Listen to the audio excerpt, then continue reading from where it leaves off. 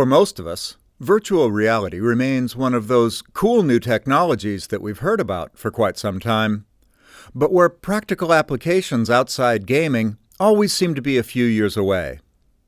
But research conducted under the auspices of the KTH Center for the Sustainable Built Environment, known as CHS, looks at how VR simulations of urban landscapes populated by virtual people and traffic can be a tool to help inform design decisions. The idea is to test participants' idiosyncratic responses to environments with the aim of creating more inclusive and sustainable living spaces. In this episode of the CHS video blog, director Amy Rader Olsson tells us about her research. This project with virtual reality is actually a good example of the way that we work and the way that we try to work in new ways. This was a rather chance meeting that I had with the new Visualization Center here at KTH. That brings in a lot of really, really bright young students and researchers that are interested in working with visualization and analytical tools that use very advanced visualizations. And a lot of these people come from gaming. They come from working with these advanced games with expressions on the faces and reality helmets and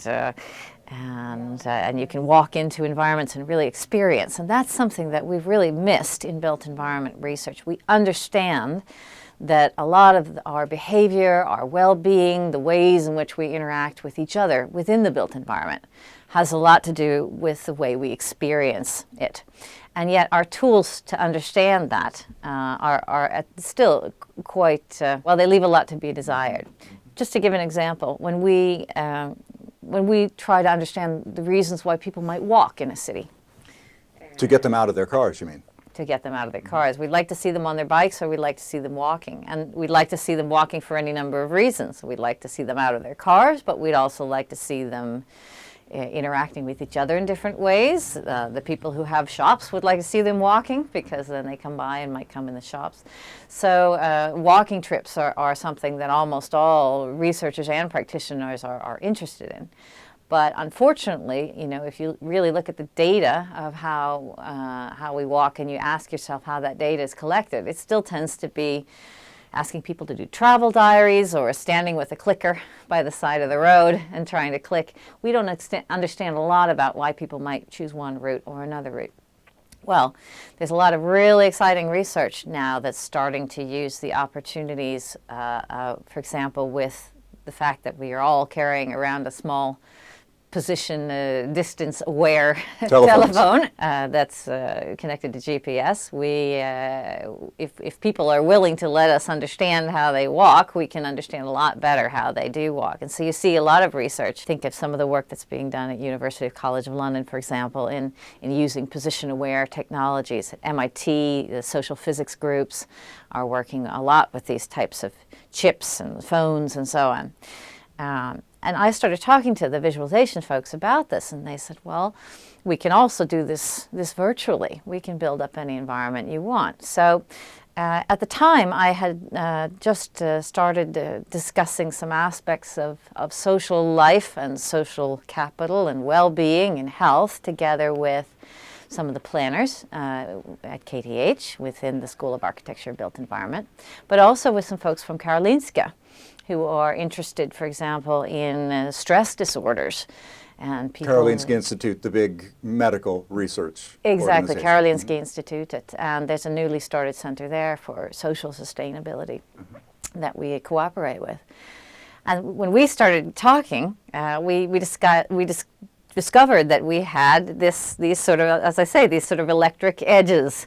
The gaming people are really interested in helping them to develop the technologies that they use to make expressions work better, to understand why the ways in which an individual using the game might respond to a disturbance. So there are a lot of people that are working with crowds coming in or an old lady falling down by the side of the road. What is it that makes us decide whether or not we'll go to help her? Well, that's part of sustainability. those social exactly. interactions. It's sort of the last nut we have to crack in sustainability is understanding the choices and the behavior. And there's some, for example, there is some evidence that your propensity to go and help the old lady who falls down by the road has a lot to do. It might have something to do with both the way you feel about yourself.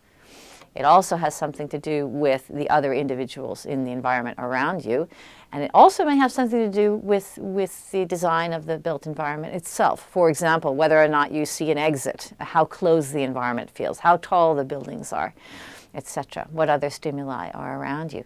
And this is really where we feel like we can make a difference. And this is the kind of thing that KTH is really good at, because we have both the design capability, we have the design research and architecture and planning, and we also have the technology and engineering know-how.